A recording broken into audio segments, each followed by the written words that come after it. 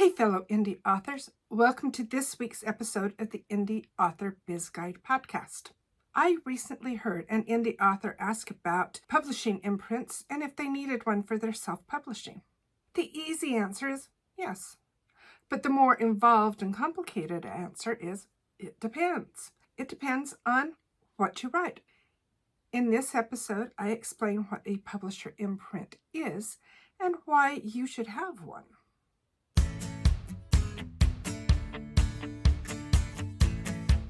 Welcome to the Indie Author Biz Guide podcast. I'm Tora Moon, genre-bending fantasy and sci-fi author, indie business author, and entrepreneur. Here we talk about the business of self-publishing, or as I prefer to call it, indie publishing. As an indie author, you have entered the wonderful world of entrepreneurship. On this show, I guide you through the rocky waters of the indie publishing industry. I share business basics and principles you can apply to your author business, and really any business. Other indie authors share their experiences and expertise to give you insight in your career and build your business. You can download your free indie author business checklist, find additional resources in the show notes at indieauthorbizguide.com. And now, here's today's episode. As an indie or self-published author, do you need a publisher imprint?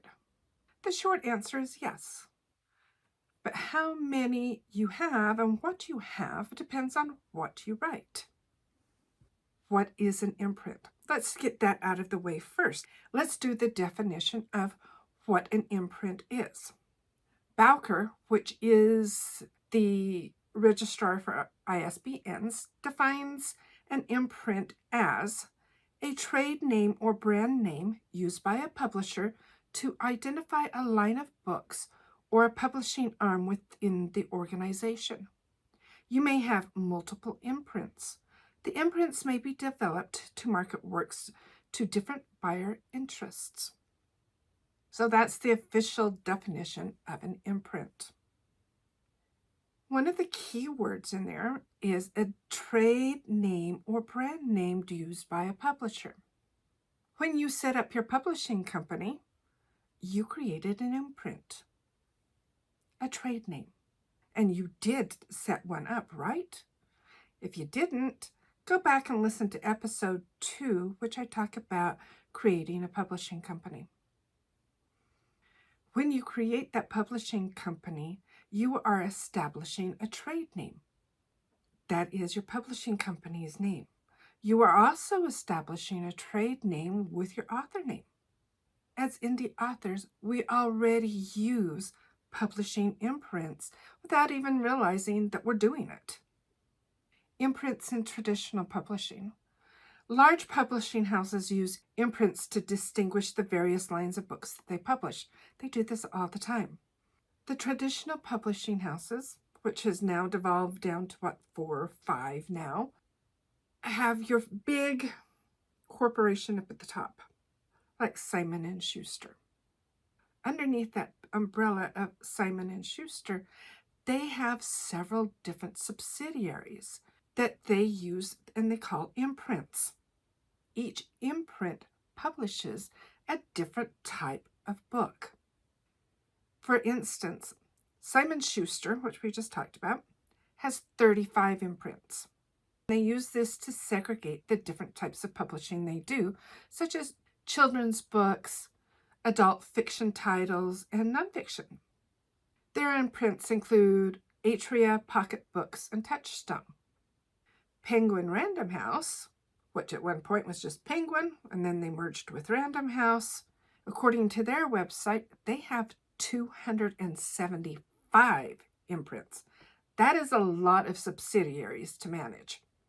Their imprints include Knopf Doubleday, Ballantine Books, and Bantam Books. Amazon Publishing, which is completely different and separate from KDP Print. Amazon has their own publishing company. They have several imprints. These include 47 North, Thomas & Mercer, Montlake Romance, and New Harvest.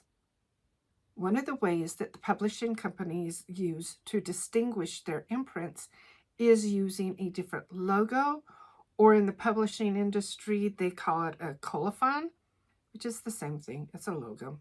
And brand identity. One of the imprints for Penguin Random House is Torture Penguin, and they do like nonfiction books such as Tapping into Wealth. And for those who were watching the video, their colophon looks like that. Then you have Hay House and Llewellyn, which were both started as self-publishing companies.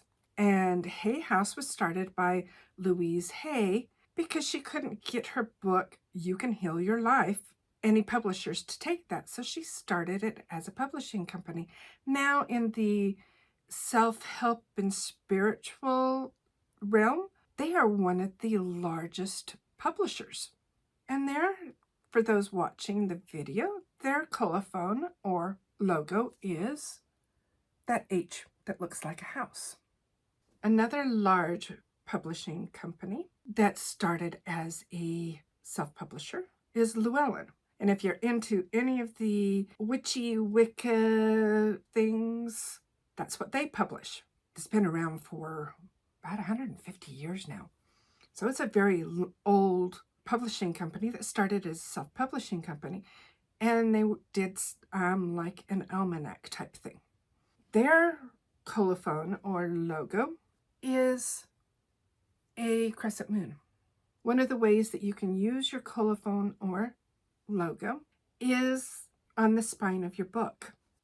For my publishing company, my logo is a 7-pointed star inside a crescent moon for lunar alchemy.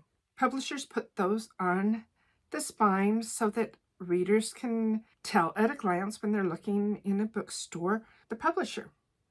Using your colophon or your logo helps distinguish your publishing company, your author brand. And if you don't have one, no big deal. It's something you can add later. Get a graphic designer to help you do one. One of the reasons that publishers, including self-publishers, will use an imprint is when you have a diverse type of books that you're publishing. For instance, if you have fantasy and science fiction books that you publish, and you have business nonfiction books, and spirituality and self-help. One way to distinguish those books, because those are 3 completely separate genres and types of books, which means those readers are going to be different in most cases. There may be some crossover, but not a whole lot. What a publisher will do is put all of their fantasy and science fiction type books under Imprint A. Then they will group and publish all of their business nonfiction in Imprint B. And all of their spirituality self-help books, they'll put in Imprint C. And in these imprints, there's going to be many authors and many books. All of those will feed up into that imprint, and that imprint feeds up into the traditional publishing company itself. One of the ways that you can visualize and think of what a publisher's imprint is to think of an organizational chart. So for a traditional publishing company, you would have at the very top the corporation. That would be Simon & Schuster or Penguin Random House. Underneath that, your next layer would be the individual imprints or subsidiaries. So one imprint would be the fantasy and science fiction division. Imprint B would be their business nonfiction. Imprint C is their spirituality and self-help division, or imprint. And each one of those imprints would have a different name, like Atria or 47 North or Thomas & Mercer. Publishing imprints aren't quite as important today, other than helping with branding. Most readers today look for the author, not the publisher. And we can thank indie publishing for this.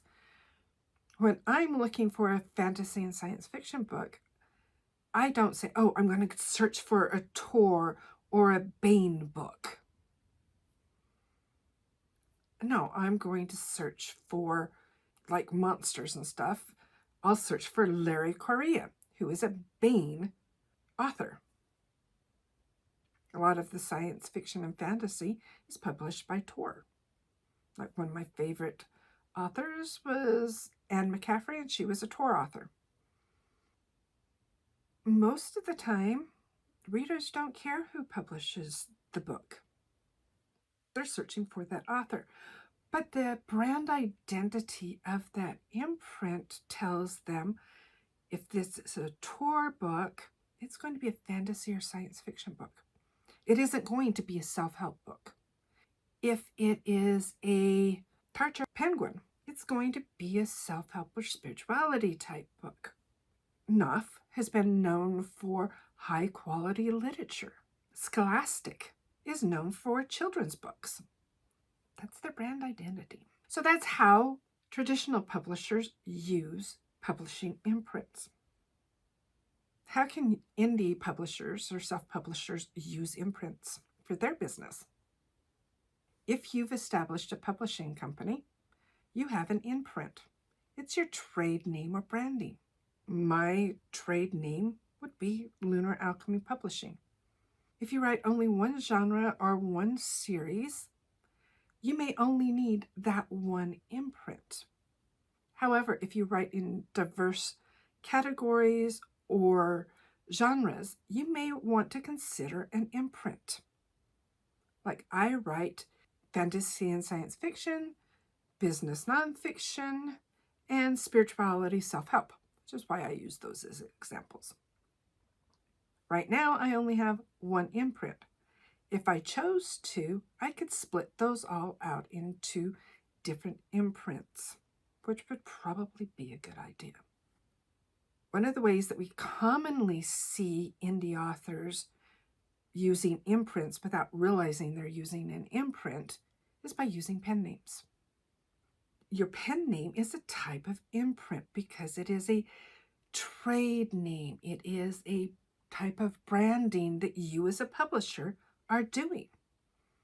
And you're branding that type of book. If you've got a pen name that writes thrillers and you also write children's books, you could use a different pen name for that children's book because the readers of those two usually don't read the same thing. And having a different pen name or imprint establishes that these are two different categories of books.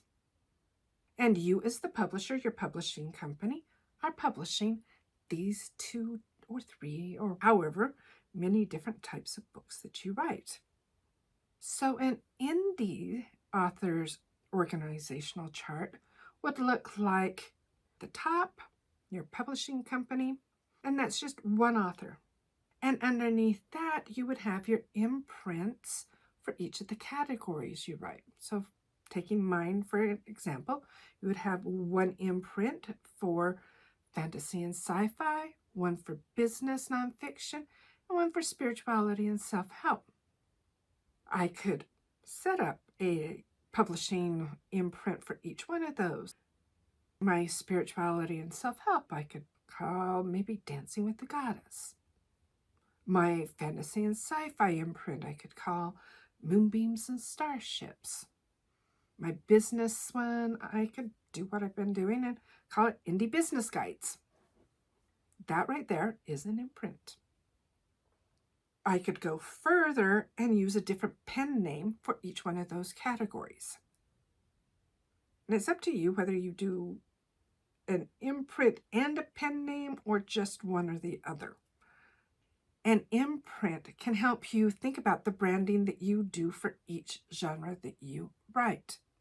For instance, the covers for my nonfiction books are a bright dark color, bold lettering, and a like clip art illustrative graphic in the center. My fantasy books use the photo manipulation covers with characters on the cover, and they have the title up at the top and my name at the bottom. And I'm using that name at the bottom as part of my branding on all of my books. All of my books, no matter what I published, will have my name at the bottom of the book. Your covers are one aspect of your branding. Another aspect is what you write. For my fantasy and sci-fi, part of my branding is genre bending fantasy and sci-fi. Readers can expect with my books that there's going to be some sort of mashup and mix-up of different genres. Crossroads to Destiny is not only an urban fantasy, but it has supernatural thriller vibes to it because there's a serial killer that they're trying to catch. Has a little bit of mystery, a little bit of that thriller in there. My Legends of Lairheim series is epic fantasy with the wide, sweeping battles and quests and shapeshifters and alien invasion. My books, I am attracting those readers who like something different and unique. They don't want the same old tropes. In my business books, my tone is authoritative but friendly. I want to share this information with you to help you with your business, and that's my tone for those. For my spirituality and self-help books, it's a completely different tone. It's, we're in this together, and I'm guiding you through this spiritual path. That's one way of branding your books, is what you write, the tone that you have. Some people write snarky. You can pretty much count any of their books, no matter what they write, there's going to be some snark in there. I'm thinking of Lindsay Buroker here. Almost everything she writes has some of that little snark in there, and she has dragons pretty much in all of her books. That's part of her branding, and that's part of her imprint, is her branding. If you decide you need an imprint beyond a pen name, if you're writing more than one genre or type of book, some of the things that you can do is to create a different name for that imprint, a logo or colophon, and different branding for each one of those. If you've purchased your ISBNs, which I hope you have done, listen to episode 8 on using your own ISBN, you don't have to buy new ISBN numbers if you bought them under your publishing company. Each of those imprints are a division of or a subsidiary of your publishing company. What you would do is go to Buroker or your country's registrar and register those imprints under your publishing company name. And when you issue that ISBN, you would just indicate which imprint is publishing that book. You would also include this information on your copyright page. Your publishing company is your imprint, the trade name you use to brand, market, and sell your books. It's up to you to decide if it's right for your business to have more than one imprint or pen name. Like I said, it depends on what you write and what your business goals are. No one thing is right for everyone. All depends on you, your business. Every author's business is different. If you need help determining what your business goals and plans are for your author business, my author business coaching program may be what you need. One of the things that we will talk about in that program is what you're writing and whether you need a different imprint, a different pen name, because of what you write is so diverse, if that's your case. Hope this episode has cleared up what an publisher's imprint is and how you can use that in your business. And assure you, you've already got one if you've established a publishing company or a pen name. You're good. And you really don't have to use one if you don't want to. And I hope to see you on the next episode. Thanks for listening to this episode of the Indie Author Biz Guide podcast. I hope you found value in it. You can get your free business checklist, find more information, and any downloads mentioned at indieauthor.bizguide.com/podcast. Please like and subscribe and tell your indie author friends about the show. If you'd like to support the show, you can donate to Buy Me a Coffee at buymeacoffee.com/IABG. These donations help support the cost of hosting, editing, and production of the podcast. Thank you, and I hope you have an amazing day.